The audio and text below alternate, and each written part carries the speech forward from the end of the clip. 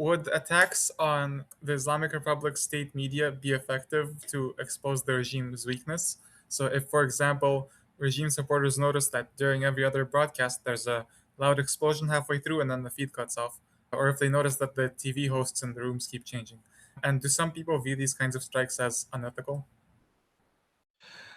So this is a very interesting question because on Iranian, live streams, if you look at the chat, one of the most common question that keeps coming up is why are the Israelis not hitting Sedao Sima, the state TV, IRIB?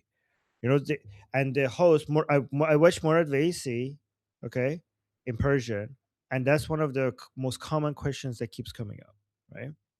Uh, I think Morad Vaisi is like, I don't know, I wish they did, right?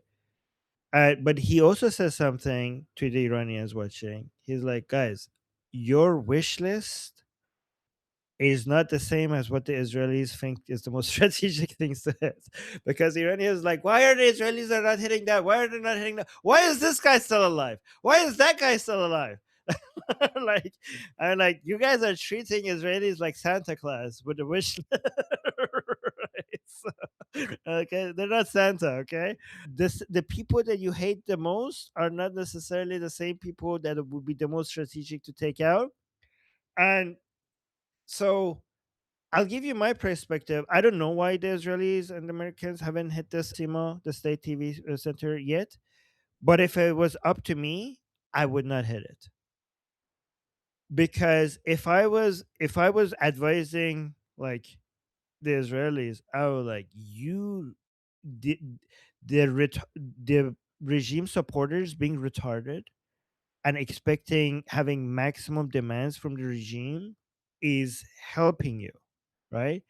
Like the state media right now is going out and putting the most crazy narratives out there, victory narratives, which is increasing the expectations of pro regime people, which means that the smallest signs of defeat is going to turn the regime supporters against the regime, and it's going to cause division among them. So in my opinion, we want them to continue to do that.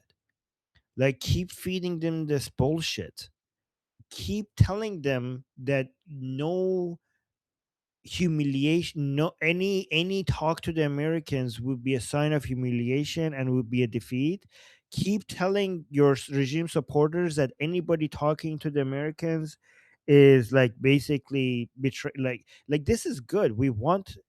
You want your enemy to be stupid, and the state media of the Islamic Republic is making the regime supporters, giving them false information and keeping them in this illusion, which makes them continue making bad decisions.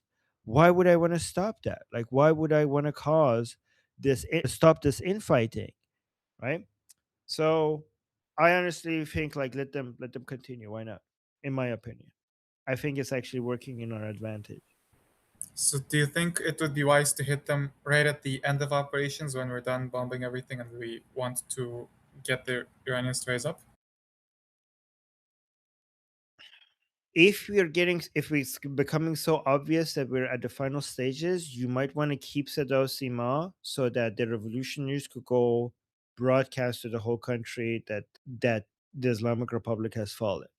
Especially because in 1979, the moment Iranians realized that it's over, that the Pahlavi dynasty has fallen, is when they captured Sadao Sima and it was announced to the whole country.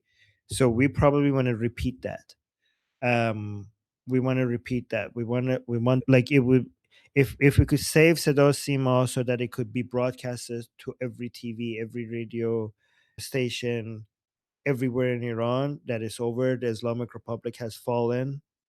That would be great. I mean, if at some point it would be strategic to take it out, then I understand. But it would be really nice if we could keep it, just because it will make everybody, basically anybody who's fighting, it would encourage them to stand down if they see it on TV everywhere that it's over. Especially if it's in the studio. If you see that the freedom fighters are in the studio, it's not like a hack. They're in the studio. where everybody used to saw like the news, and there that's where they're announcing that they have captured the building and it's over. That would be very symbolic, and it would be very effective to get everybody to just stop fighting. Sounds good. Thank you. Right. I saw Richard put it too. I don't know if we have time. I haven't been keeping the list. It's pretty quick. It's Yeah, I okay, actually sure. had a question on the list. You can take me off the list because the question is best asked as a response to what Armin just said. I'm just curious, Armin, to get your thoughts on this question again about regime supporters. I understand amongst the regime officials, they've basically, maintained that the preservation of the regime is the absolute top priority, higher than even if they need to kill the Mehdi or the half the world's population. Amongst the retards who support them, do you think that they share that sentiment? How stubborn are they basically in the event that the regime were to actually fall? Would they not accept it? Could we not work with them in a post-regime Iran, or are they absolutely as diehard as the regime itself? So the problem is that it's a spectrum, right? So Yeah. it's really, the problem is that there is no good answer to that question, okay? Because we have anybody as far as like somebody who like, what do you mean half the world? We will, for the sake of Islam, we should be willing to kill all the world as well. Like half the world is not even enough, right? People who are willing to die for Islamic rule, for the Velayat Faqih, to be tortured, people who are willing to give up, to sacrifice their own children, their entire family for the sake of the regime continuing. We have those people. We have all the way to the people who were like, yeah, sure, this is all great, I guess. Where's my money? Right?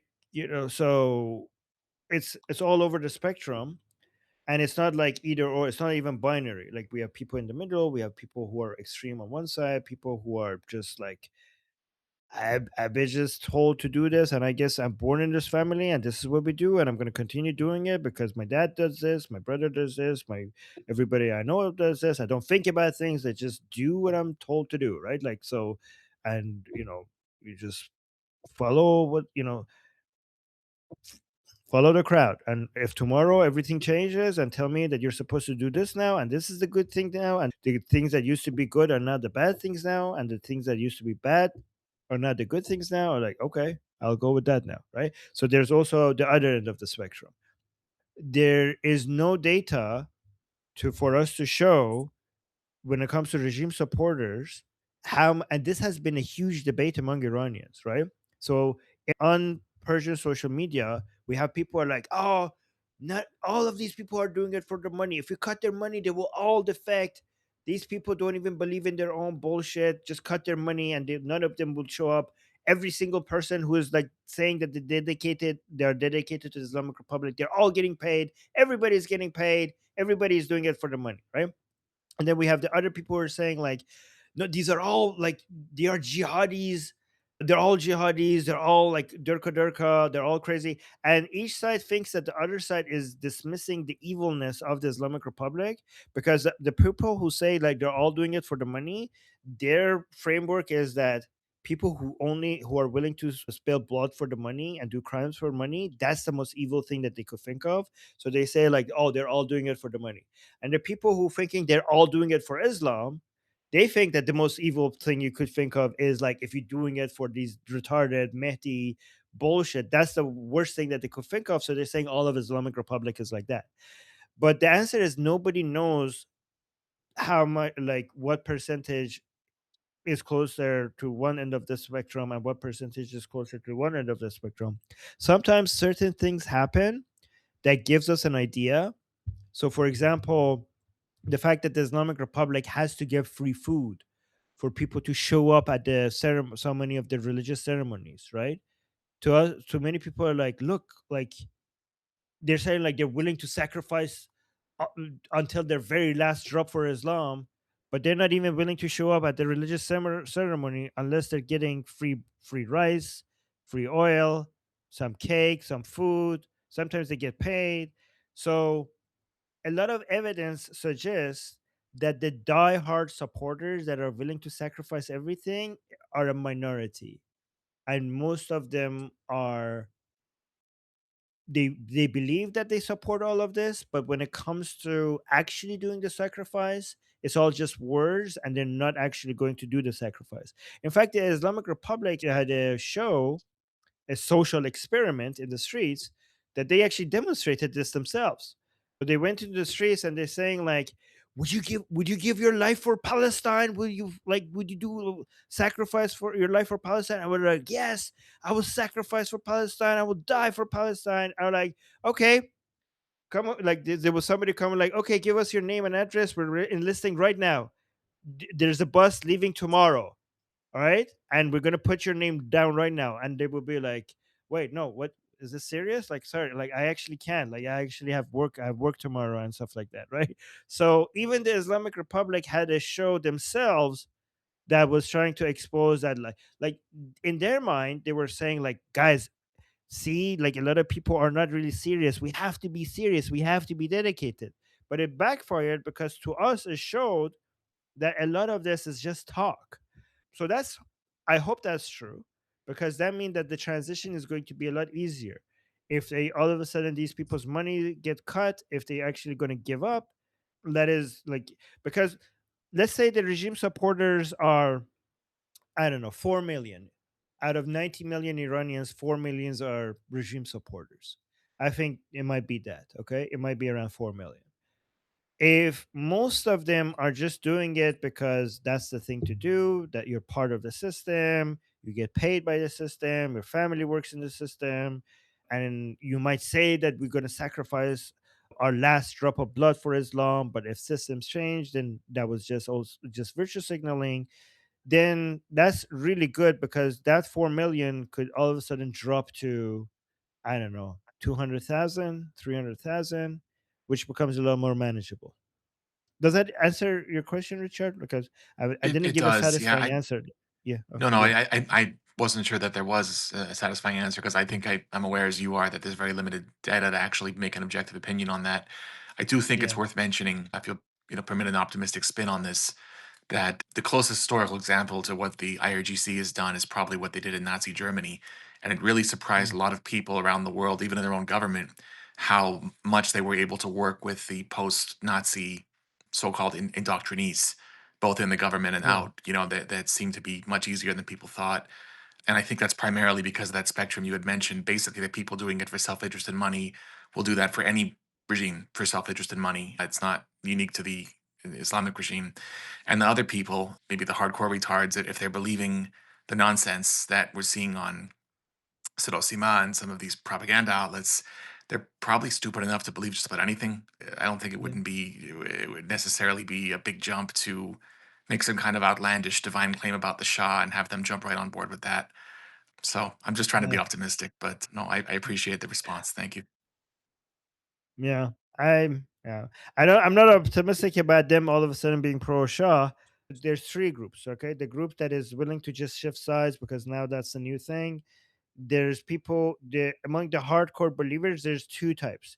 The hardcore believers that will continue to be a hardcore believer of the Islamic regime, but they wouldn't do anything about it.